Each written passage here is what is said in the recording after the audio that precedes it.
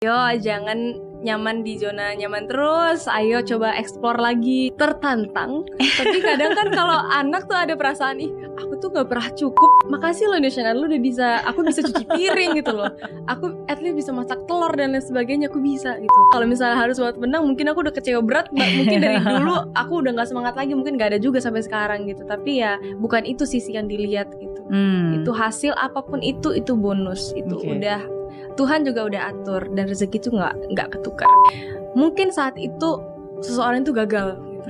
Tapi jangan pernah ngejudge orang, apalagi mengunderestimate orang, karena kita nggak tahu nanti suatu saat rezekinya bisa lebih dari apa yang kamu bayangkan.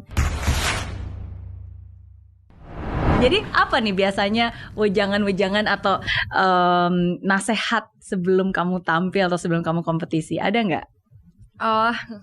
Mungkin orang tua lebih ke supaya aku tuh rasa percaya dirinya makin naik lagi dan makin bangkit lagi. Jadi mereka selalu bilang, Li, kalau nyanyi itu jangan biasa aja. Karena aku penyanyi mungkin ya. Jadi kalau nyanyi itu jangan biasa aja. Jangan terus berada di zona nyaman. Gak apa-apa kamu keluar sesekali dari comfort zone-nya kamu gitu. Karena yang paling tahu batasnya kamu sendiri. Tapi gak apa-apa, maksudnya beyond your limit gitu loh. Terus kalau aku percaya, kalau Lily bisa, kamu juga harus percaya sama diri kamu sendiri gitu. Jadi papa sering ingetin itu. Kadang kan mungkin aku ngerasa capek, atau mungkin kayak udahlah, males lah gitu. Biasanya anak remaja kan gitu, aduh males pak, mager gitu. Bisa gitu. Jadi dibangkitinnya dengan kata-kata yang kayak gitu.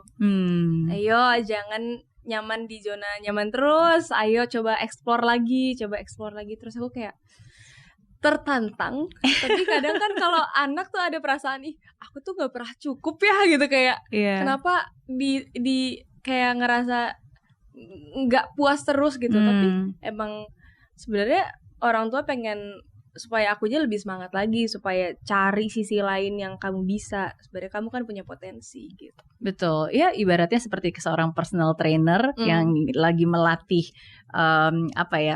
atletnya untuk bisa melatih otot-ototnya, ya pasti kan harus di-push untuk bisa step out from the comfort zone. Bener. Tapi kan gak ditinggal sendiri, dia tetap bisa memonitor dan melihat nih, ini melukai dia gak? Ya kan, ketika dia bertumbuh dan berproses, memang bertumbuh, ya tapi kan jangan sampai cedera gitu. Jadi asalkan dimonitor dan dilihat dan dijaga, ya I think it's a win-win buat dua-duanya. Betul.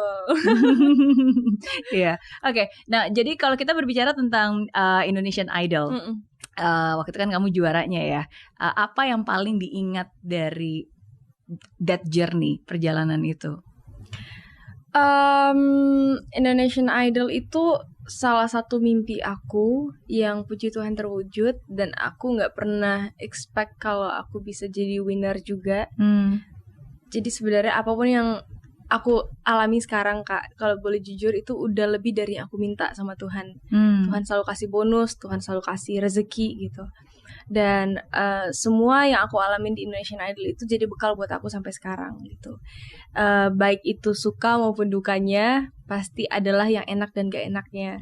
Tapi aku selalu ambil sisi positifnya, karena dari Indonesian Idol ini juga ya aku makin dikenal sama orang. Terus aku punya My Liodra juga yang selalu dukung gitu. Terus aku bisa ngeluarin karya-karya, single, album, bisa dapat awards dan lain sebagainya. Itu kan bagian dari proses yang ya Indonesian Idol ini yang aku dibentuk selama 5 bulan di situ gitu. Dan semua hal, teman-teman mau melajari karakter orang gitu, terus bisa beradaptasi, bisa belajar dari bukan hanya nyanyi ya, tapi kayak lebih ke teman-temannya juga bisa bisa belajar satu sama lain, mengenal satu sama lain, terus mengerti karakter orang, terus ngerti mengatasi masalah juga, mungkin yang aku tadi nggak bisa, tapi di Idol ini aku bisa gitu. Iya. Apa tantangan terbesar pada saat itu? Masalah terbesar, tantangan terbesar, dan bagaimana kamu menyikapinya?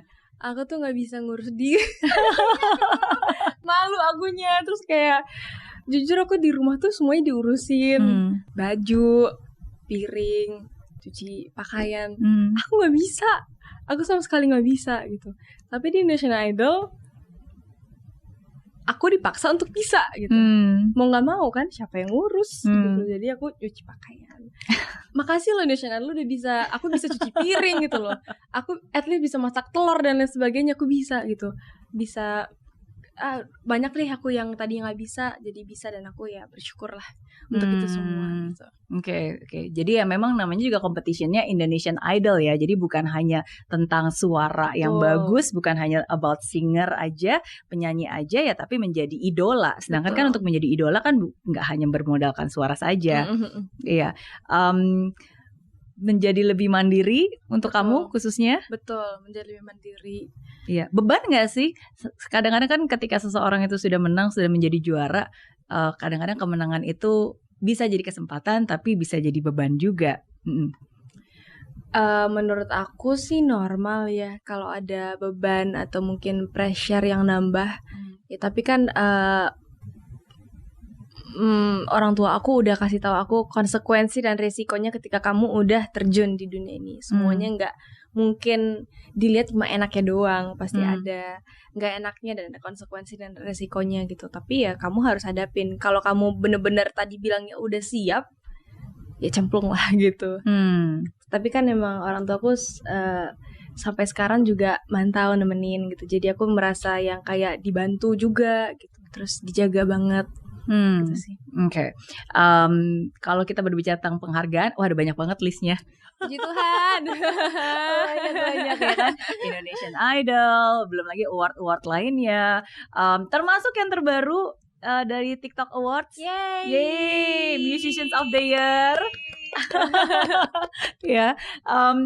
Dari semua award itu, sekarang mungkin yang pengen saya tanya, pernah kalah nggak sih sebenarnya? Pernah dong Kak. Iya. Pernah banget. Okay. Jadi aku nih berkarir dari idol tuh mungkin udah 2 tahun setengah.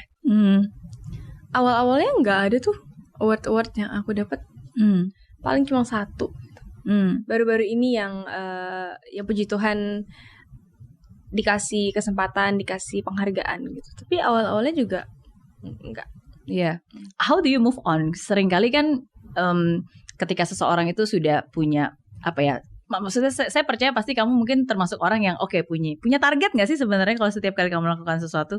Punya kan. Nah, dan ketika kamu punya target dan ternyata kamu sudah berusaha keras dan tidak tercapai, pasti kecewa dong. Kalau nggak kecewa berarti itu artinya nggak berharga, bener nggak ya kan? Tapi bagaimana cara kamu bisa mengolah kekecewaan itu? Nah, saya berbicara ini karena kan usia kamu juga masih remaja. Mungkin untuk orang yang udah lebih dewasa, sudah lebih banyak makan asam garam aja, sometimes agak sulit gitu untuk bisa memproses kekecewaan. Apalagi anak-anak remaja milenial. Jadi gimana cara kamu bisa memproses kekecewaan itu dan mengubah dan tetap move on? Jadi di mindset aku, I love singing because this is my hobby gitu. Ini passion aku yang benar-benar aku suka banget gitu. Jadi apapun hasilnya nanti, mau itu baik maupun itu nggak baik, maupun itu menang maupun nggak menang, masalah hasil itu bonus. Itu bukan jadi target yang benar-benar pokoknya kalau misalnya ada award aku harus menang. Nggak kayak gitu. Tapi yang penting aku udah melakukan semampunya aku dan menurut aku baik. Ya kalau misalnya menang, ya puji Tuhan. Kalau misalnya nggak menang, ya puji Tuhan juga nggak apa-apa. Itu artinya berarti makin semangat lagi berkaryanya, makin konsisten lagi, makin tahu salahnya di mana gitu. Apa yang diperbaiki gitu. Jadi emang bukan target aku harus banget menang. Kalau misalnya harus banget menang, mungkin aku udah kecewa berat. Mungkin dari dulu aku udah nggak semangat lagi. Mungkin nggak ada juga sampai sekarang gitu. Tapi ya bukan itu sisi yang dilihat gitu. Itu hasil apapun itu bonus. Itu udah Tuhan juga udah atur, dan rezeki itu nggak ketukar kok. Iya, setiap ada prosesnya dan percayakan hasilnya. Kalau hasilnya sesuai seperti yang kita inginkan, puji Tuhan, terima kasih. Kalau hasilnya nggak sesuai pun juga puji Tuhan, terima kasih. Karena Tuhan pasti tahu yang lebih baik lagi dari kita, gitu kan. Dan percaya aja sih waktu juga ntar akan menjawab. Maksudnya kadang aku paling sebel sama orang, mungkin sekalian aku sampai ini ya gitu. Dulu Mungkin haters lah ya. Kita nggak bisa bendung haters gitu. Pasti akan ada terus. It's life. Sampai kapanpun gitu. Pasti ada yang nggak suka dan ada yang nggak suka. Tapi aku paling kesel kalau misalnya ada orang yang mungkin saat itu seseorang itu gagal gitu. Tapi jangan pernah ngejudge orang, apalagi mengunderestimate orang. Karena kita nggak tahu nanti suatu saat rezekinya bisa lebih dari apa yang kamu bayangkan. Suatu saat dia bisa jadi orang hebat, kamu gak tahu, tapi kamu udah ngejudge dia duluan, berharap dia jatuh. Iya dong, itu kan haters doanya seperti itu, berharap kamu gak berhasil, malah disumpah-sumpahin lagi, gitu, parah banget gitu kan. Aku pernah ngalamin hal itu, dan itu sering sekali terjadi di hidup aku sampai sekarang juga. Waktu Tuhan tolong kamu gak akan sadar jalannya akan seperti itu. Ternyata Tuhan malah larinya ke sini ya. Kita tadi mikirnya ke sini, ternyata dibawa gitu, langsung berubah. Aku cuma minta sama Tuhan berkati perjalanan aku di Indonesian Idol. Tuhan semoga berhasil baik dan hasilnya juga baik ke akunya gitu. Udah sampai situ doang. Tuhan kasih bonus.